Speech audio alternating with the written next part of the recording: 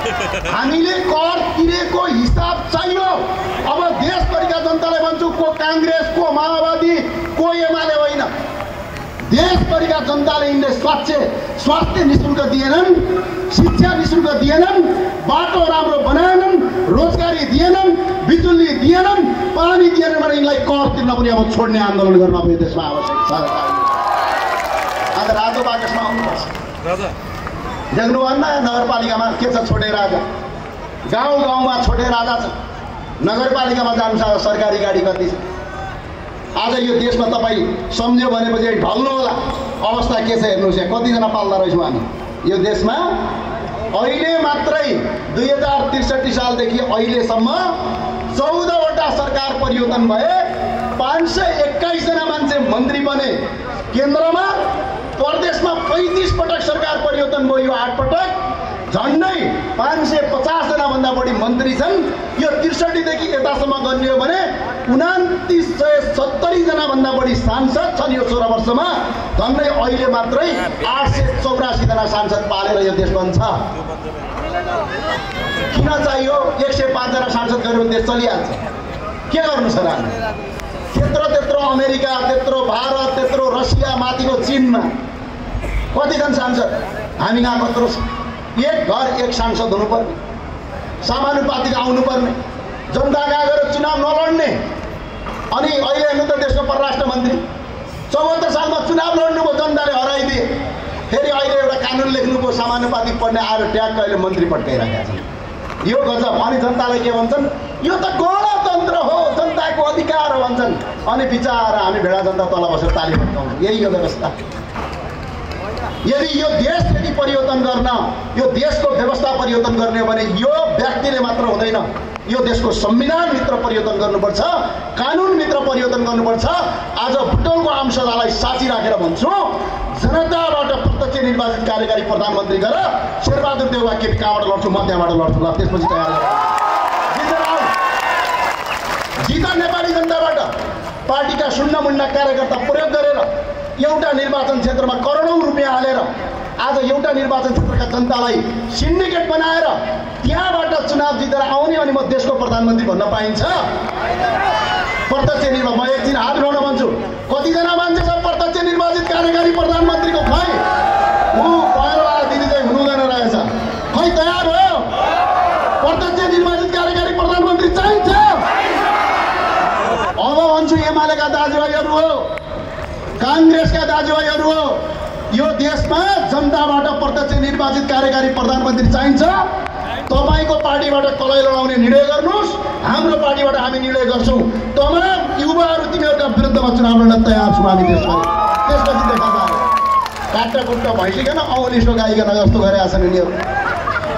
अब टाक्क टुक्क मिलाउने संविधान संशोधन गर रे। संविधान संशोधन गर्न 184 जना चाहिन्छ। अनि हामीले 165 जना मात्र निर्वाचनबाट आउँछ, बाँकी समानुपातिक हुनुपर्छ। अनि देश बन्छ।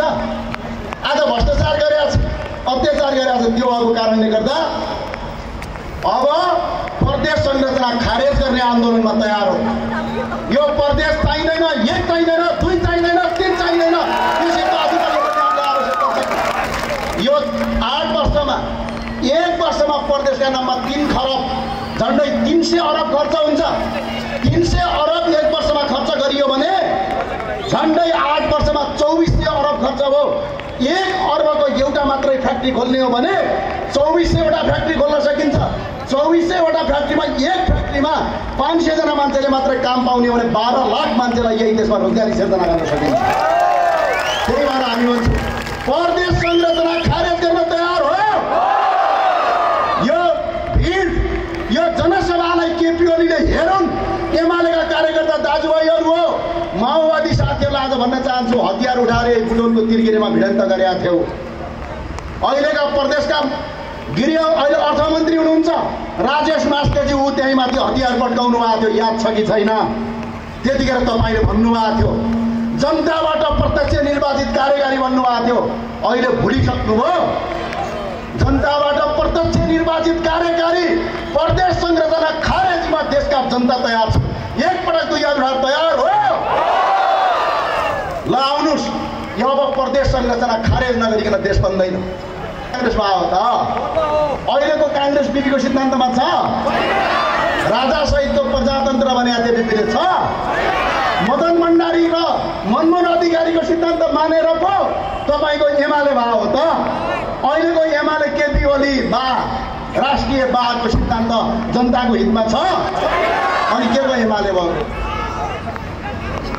त्यो आउनाले म भन्न चाहन्छु, यदि राष्ट्रवादी अन्यमा आज कस्तो भयो अवस्था, म अहिले अपिल गर्न चाहन्छु, यो देशमा अमेरिकन राष्ट्रपतिलाई मेरो अनुरोध छ, जसरी हिजो युक्रेनको राष्ट्रपतिलाई तपाईँले अफिसभित्र लगेर भिकारीलाई भिख फिर्ता दे भनेर जुन थर्काउनु भयो, यो देशमा अमेरिकाबाट डलर ल्याएर सुरुङ युद्ध गर्ने यी भिकारीलाई त्यसै गरी बोलाएर पैसा फिर्ता माग्नुहोस्। म तपाईँलाई अपिल गर्न चाहन्छु।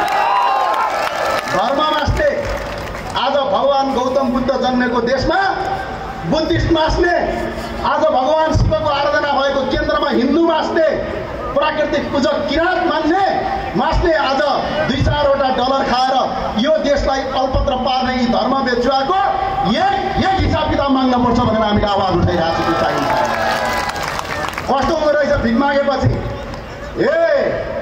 अमेरिकासँग पैसा ल्याएर सेटेलाइट फोन चलाउने क्रान्तिकारी भन्थे साथीहरू हो, अब भिख माग्ने भिखको पैसा फिर्ता हुने बेला भएको छ। हिजो युक्रेनको हालत के भयो राष्ट्रपतिको देख्नुभयो व्हाइट हाउसमा, त्यो अवस्था तिमीहरूको पनि आउँदैछ। होसियार, धर्मका नाममा देशमा पैसा माग्नेलाई हामी अपिल गर्छौँ आजको बुटोलको आमसभामा, यिनीहरूले कति पैसा खर्च गरेका छन् त्यसको एक हिसाब किताब चाहिन्छ। यदि दिएनौ भने हामी संसद र सडकमा आन्दोलन गर्छौँ भनेर हामी अगाडि बढिरहेका छौँ। त्यसका साथ हामी अगाडि बढ्छौँ। त्यही भएको हुनाले दाजुभाइहरू धेरै लामो समय छैन। अबको लडाइँ भनेको यो कुनै कसैलाई चुनाव जिताउनको लडाइँमा नलाग्नुहोस्। अबको लडाइँ भनेको यो देशमा हामीले 4वटा मुद्दा स्थापित गर्नुहोस्। पहिलो मुद्दा जनताबाट प्रत्यक्ष निर्वाचित कार्यकारी प्रधानमन्त्री। दोस्रो मुद्दा यो देशमा प्रदेश 1 चाहिँदैन, 2 चाहिँदैन, 3 चाहिँदैन, यसलाई खारेज गर्नुपर्छ। तेस्रो मुद्दा हामी बुद्ध हिन्दू किराँत सहितको वैदिक सनातन हिन्दू राष्ट्र चाहिन्छ, यो हाम्रो पहिचान हो, यो हाम्रो पहिचान हो। चौथो मुद्दा राजा सहितको प्रजातन्त्र चाहिन्छ। आज यो देशको अभिभावक राज संस्थालाई जे पाए त्यही बोल्न पाइँदैन। आज यो देशको एकताको सूत्र टाढा जानु पर्दैन। हाम्रो देशको राष्ट्रपति स्विजरल्यान्ड जानुभयो, मुसो लुके जसरी आउनुभयो। प्रचण्ड भारत जानुभयो, 4 जना मान्छे के हुन्, 2टा 750 गलाइचा बेचाएर ताण्डव नृत्य गर्नुभयो। तर त्यही राजा अहिले देशको शासन सत्तामा हुनुहुन्छ छैन, भुटान जानुभयो, कस्तो स्वागत भयो। यो हो नेपालीको स्वागत। टाढा जानु पर्दैन। केपी शर्मा ओलीज्यूलाई भन्न चाहन्छु, केही गर्नु पर्दैन प्रधानमन्त्रीज्यू। अस्ति अमेरिका जानुभयो, तपाईँ कोठाभित्र बन्द हुनु पर्यो। अमेरिकाको राष्ट्रपतिले 1 मिनट भेट दिनका लागि 7 दिन लाग्यो। तपाईँ 7 दिनमा 1 मिनट भेटेर फोटो खिचेर आउनुभयो। तर त्यही अमेरिका हो 1983मा राजा वीरेन्द्रको भ्रमण हुँदा अमेरिकाको व्हाइट हाउसमा रात्रि भोज दिएको थियो त्यहाँको राष्ट्रपति रोनाल्ड रेगनले। यो सान्दर्भिक। राजा महेन्द्र जानुभयो, न्युयोर्क सिटी बन्द गरेर अमेरिकनहरू स्वागतमा बसे। यो राज संस्था। राजा भनेको देशको मालिक हो, नेता भनेको यो देशमा भाडामा बसेको हडुवा हो भन्ने कुरा त्यो भएको हुनाले हामीले राज संस्था सहितको प्रजातन्त्र खोजेका छौँ। शिक्षा स्वास्थ्य गर्नका लागि त पहिला देशमा व्यवस्था सुधार्न पर्ला नि त।